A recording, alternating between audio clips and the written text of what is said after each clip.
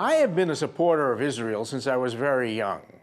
Perhaps it was seeing the concentration camp numbers tattooed on the arms of the nurses in my father's medical office when I was a kid. But I never had been to the annual conference of AIPAC, the American Israel Public Affairs Committee in Washington. But this year, with Iran on the brink of nuclear weapons and American Jews, according to a recent Pew poll, for the first time possibly dipping their tippy toes in the Republican pool, it seemed like time to go. And there was Barack Obama, the man whose presidency disturbed me more than any in my lifetime, even more than Nixon during Watergate. I believe that his speech was inspiring. However, I believe he glossed over many issues that people wanted to hear about, and he emphasized the issues that he knew would evoke an emotional response from the audience. I think that he glossed over Israel's right to defend itself in one sentence and didn't expand upon that. I would have liked to hear a bit more about that. And I think he definitely reinforced all that he's done for Israel during his presidency. I believe it was sort of like he was campaigning to get reelected. I think that, and I don't know if all those things were actual truisms, and I don't believe that anybody in the audience does either. It was really moving. I think he's a very eloquent speaker, but I question how much he meant of what he said. What do you think about the fact that when he was here in 2008, when he was running for office, he promised to move the U.S. Embassy to Jerusalem and then took it back the next day after he spoke? Yeah. Political pressure. Political pressure. I think that's the problem. There's so many competing interests, and the president has to balance them all. And I wish he had moved it to Jerusalem, but yeah, maybe in the next few years. When I was younger, I didn't much care for Bibi Netanyahu. He was too right-wing for me, a dreaded Likudnik. Times have changed, as they seem to have for the AIPAC attendees, many of whom, probably the majority of whom, are Democrats. In the face of a second Holocaust, we're all Likudniks now, and Bibi is our man. Thankfully, as some will remember from his address before Congress last year, the man is one hell of a speaker. Thank you. Applause that could be heard as far away as Jerusalem. That's Jerusalem, the eternal united capital of Israel.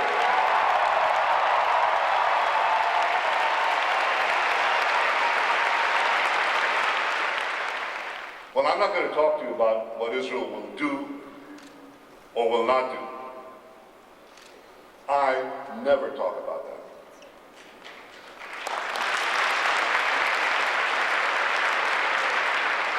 But I do want to talk to you about the dangers of a nuclear-armed Iran.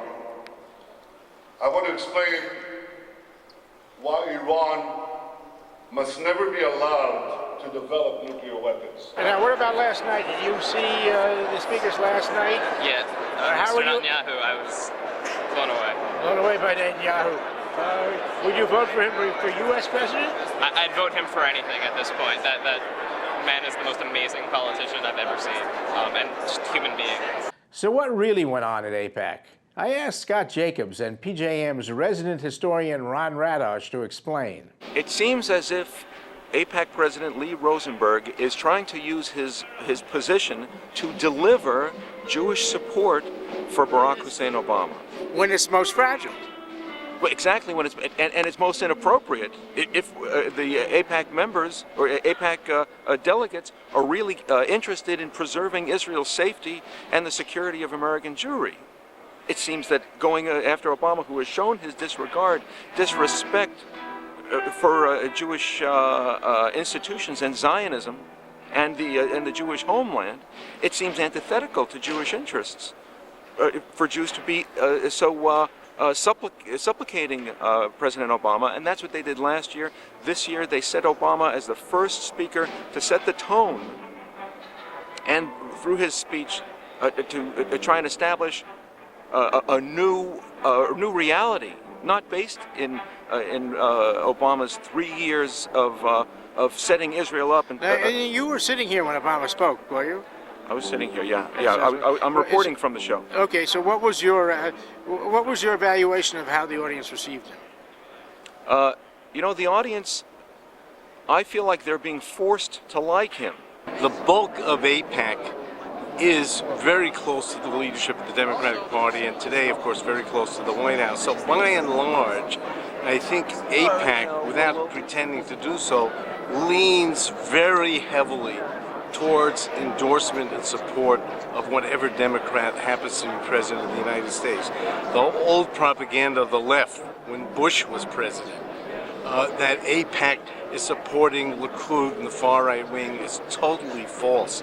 Even at that point, in terms of where its major leadership stood, it really was not nonpartisan or even bipartisan. It was really heavily tilting towards the Democratic Party.